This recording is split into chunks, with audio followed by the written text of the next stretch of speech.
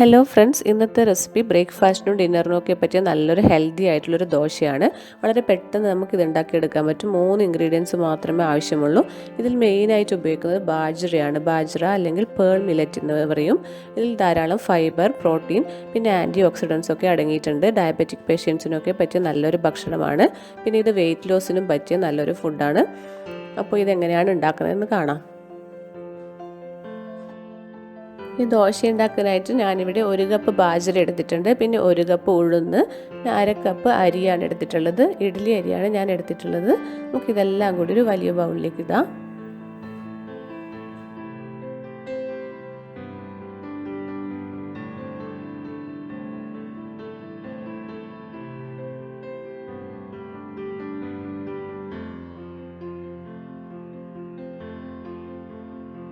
ഇതെല്ലാം കൂടി നന്നായിട്ട് കഴുകിയെടുക്കണം. അതിനുശേഷം നമുക്കിതിൽ വെള്ളം ഒഴിച്ചു കൊടുക്കാം. ഇത് മുങ്ങാൻ മാത്രമുള്ള വെള്ളം ഒഴിച്ചു കൊടുക്കണം.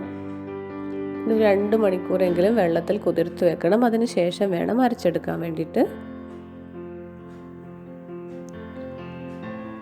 2 മണിക്കൂറൊക്കെ കഴിഞ്ഞു. നമുക്കിതൊരു മിക്സിയുടെ ജാറിലേക്ക് ഇടാം. എന്നിട്ട് നന്നായിട്ട് അരച്ചെടുക്കണം. ഇതിൽ കുറച്ച് വെള്ളം ചേർത്തിട്ട് നമുക്ക് അരച്ചെടുക്കാം.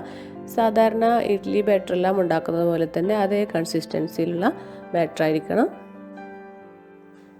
ഇവിടെ നമ്മുടെ ബാറ്റർ റെഡി ആയിട്ടുണ്ട്.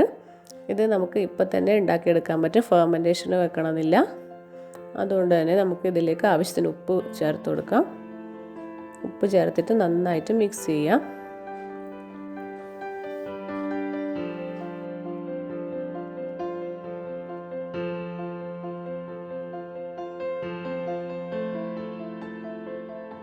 പാൻ ചൂടായിട്ടുണ്ട്.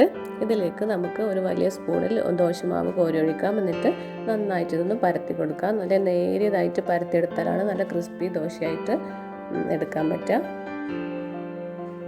ഇത് നമുക്കൊന്ന് മൂടി വെച്ചിട്ട് 2 മിനിറ്റ് വേവിച്ചെടുക്കാം.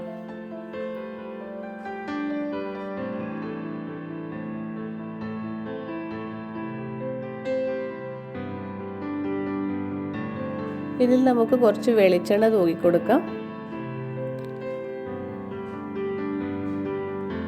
ഒരു സൈഡ് നന്നായിട്ട് വെന്തിട്ടുണ്ട്. ഇനി നമുക്കിതൊന്ന് മറിച്ചിടാം. മറിച്ചിട്ടതിന് ശേഷം 1 മിനിറ്റ് വേവിച്ചെടുത്താൽ മതിയാവും. വളരെ നേരിയതായിട്ട് ഉണ്ടാക്കുന്നതുകൊണ്ട് തന്നെ വളരെ പെട്ടെന്ന് ഇത് നമുക്ക് വേവിച്ചെടുക്കാൻ പറ്റും. അങ്ങനെ നമ്മുടെ ദോശ ഇവിടെ റെഡി ആയിട്ടുണ്ട്. ബാക്കിയുള്ള ദോശയും ഇതുപോലെ തന്നെ നമുക്ക് ചുട്ടെടുക്കാം.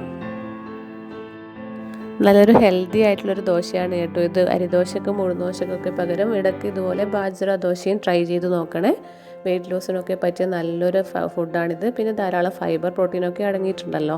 അപ്പോൾ എന്തായാലും ഇത് ട്രൈ ചെയ്ത് നോക്കാം കേട്ടോ.